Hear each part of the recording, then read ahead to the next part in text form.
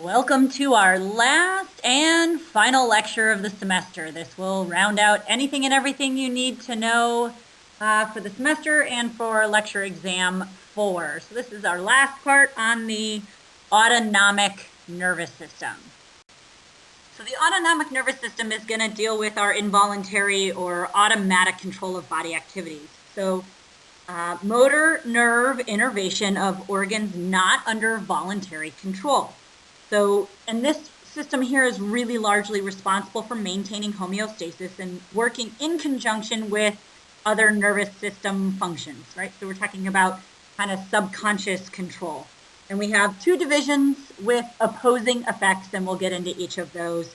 You have your sympathetic fight or flight, parasympathetic rest and digest. Now, those are just easy ways to remember what's going on in each of those two systems, but we'll get into that in just a moment. So we have a number of characteristics here. We have our effectors. Some are really only sympathetic. Some are both. And mostly we're talking about things controlled either directly or indirectly by the hypothalamus. So we have our effectors, so your cardiacs and smooth muscle and glands. And then we have our ganglia and the efferent pathway. So in our somatic efferent system, there's one neuron between the central nervous system and the skeletal muscle. And in the ANS, instead, there are two neurons between the central nervous system and the effector, right? So with somatic and the one neuron, you're talking about the motor neuron cell body is inside the central nervous system.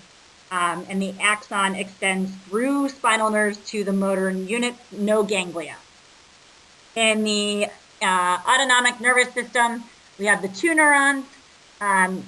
We have our preganglionic nerve, and that's from the central nervous system to a ganglion located outside of the central nervous system. And then we have our postganglionic nerves, which is from the ganglion to the effector. Your preganglionic are going to be myelinated, postganglionic are going to be unmyelinated, right? And you can see the definition of a ganglia on the outline printout, which hopefully is now working. And then finally, our neurotransmitter effects. You have somatic versus autonomic differences. With your somatic, all are going to release acetylcholine and always are stimulatory. Your autonomic, your preganglionic fibers release that ACH. And your postganglionic could be your norepinephrine and your acetylcholine. That could be stimulatory or inhibitory, depending on the receptor. Right? So, and stimulatory or inhibitory meaning excitatory versus inhibitory. So what's going to kind of occur. So this lovely chart here is the comparison of your sympathetic and parasympathetic systems. It's going to give you the rundown of what's going on in the body. And remember that I already said that they essentially kind of work in opposition to one another.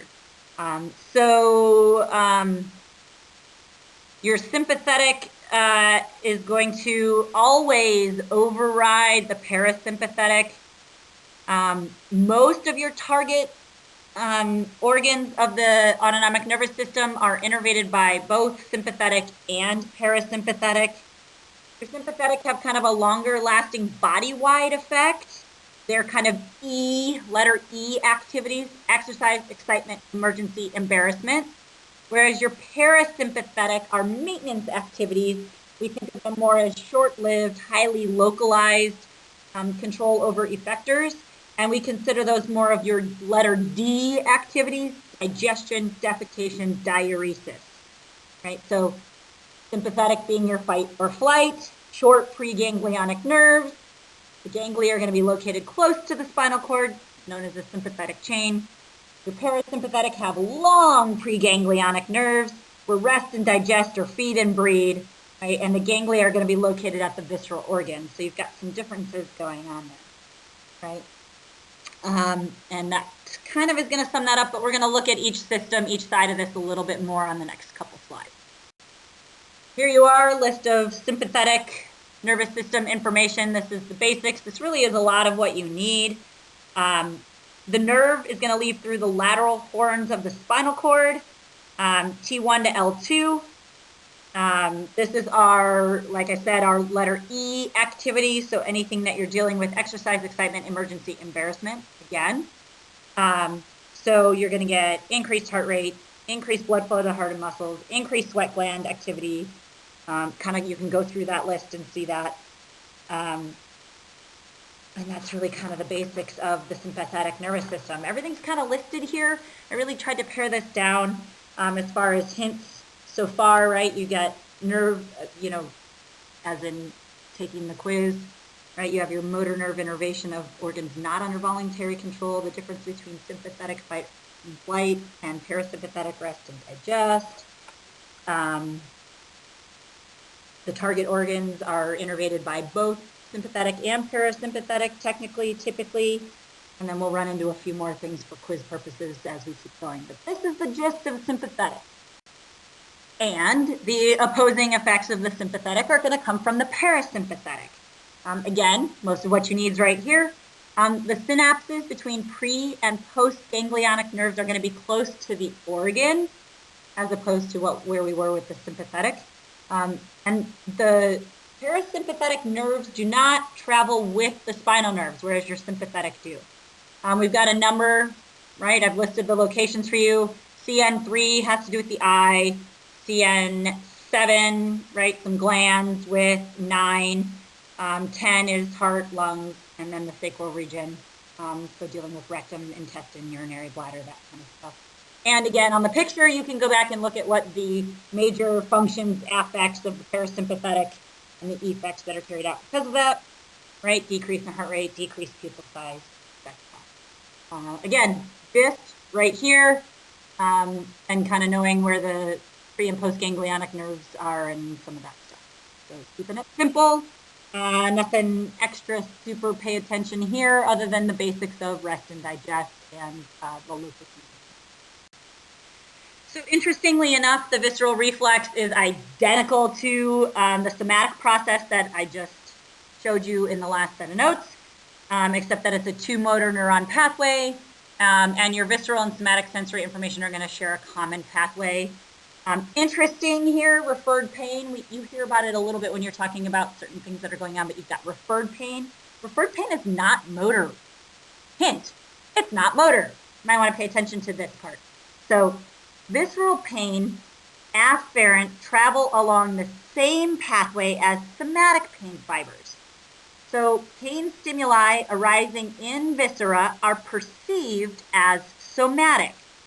Okay? This is why when you're dealing with some of the heart problems, you get that referred pain to the left arm, right? It's traveling along some of that somatic pathway. So it's that shared pathway. So there you go, that explanation. That's probably something you want to know. Hopefully that will help a little bit. Gonna try to keep this one short and simple as well. 2 main neurotransmitters.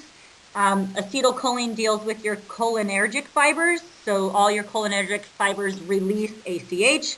So somatic motor neurons, preganglionic neurons, postganglionic neurons in the parasympathetic system. Whereas norepinephrine is sympathetic only. That's definitely, I think, on the quiz. You have your adrenergic fibers to release norepinephrine, postganglionic neurons in the sympathetic system only. Sympathetic only. We have a couple exceptions here, sweat glands and some skeletal muscle and the external glia. And those responses of the visceral effectors is going to depend on the type of neurotransmitter and the type of receptor protein, right? So your cholinergic receptors bind to ACH and are named for drugs that mimic that ACH effect. So you have nicotinic receptors. These are named after drugs that bind to them and mimic ACH effects, right? So nicotinic receptors, motor end plates of skeletal muscle, all ACH ganglionic neurons respond sympathetic and parasympathetic. Your hormone-producing cells of the adrenal medulla, and the effect is always stimulatory. Okay. Then you have your muscarinic receptors found in all parasympathetic target organs. They could be excitatory or inhibitory. Just an aside, if you're not sure where I am, I'm right in the handout talking about response to visceral effectors and what it depends on. So the responses depend on the slide, and you're looking at cholinergic receptors right now.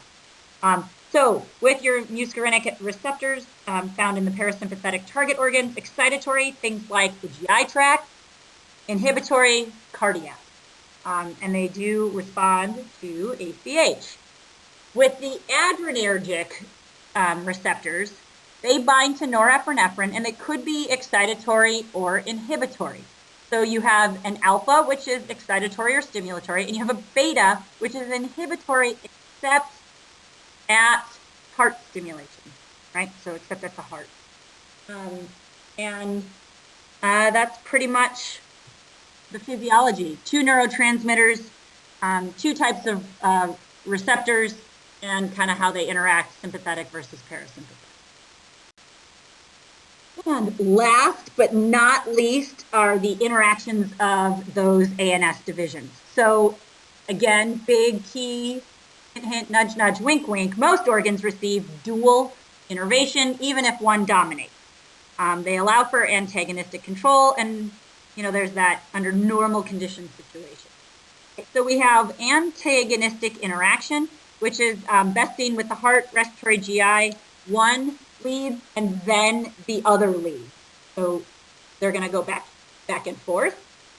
We have sympathetic and parasympathetic tone, or what's known as vasomotor tone.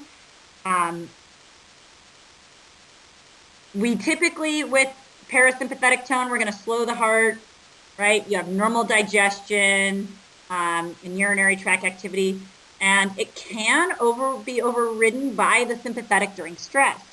One of the really interesting things about vasomotor tone is that your blood vessels are always partially constricted, and they're entirely innervated by sympathetic fibers. So that's a little different. So there's always that slight constriction going on with blood vessels, and that's kind of important. You can see that more in the book if you wanted to take a look at chapter 14. Cooperative effects, I've got the best example ever, but this is really about how the 2 systems work in tandem. The best example of this, believe it or not, is actually with the external genitalia. And bear with me.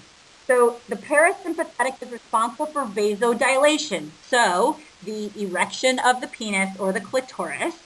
And then the sympathetic system is actually responsible for ejaculation of semen in men and the reflex contraction of the vagina in women. So they have cooperative effects. They work together. Kind of fun. And then we have some unique sympathetic function as our last piece. Adrenal medulla, sweat glands, erector pili, kidneys, most blood vessels are only sympathetic fibers. So we have some thermoregulatory responses to heat. We have an enzyme known as renin released from the kidney, and we have some metabolic effects like the increased metabolic rate of cells, the raising of blood glucose, and the mobilizing of fat to use as fuel. So those are some of the unique sympathetic functions. Honestly, that's it. 9 slides, shortest lecture ever, other than the review one. And hopefully you picked up on some of the hints and nudges and winks in there. I don't know how else to help with that, but hopefully there you are, and you are ready to finish up all your quizzes and just start preparing for the last lecture exam, which will only focus on the nervous system. Let me know if you have any questions, and good luck finishing up.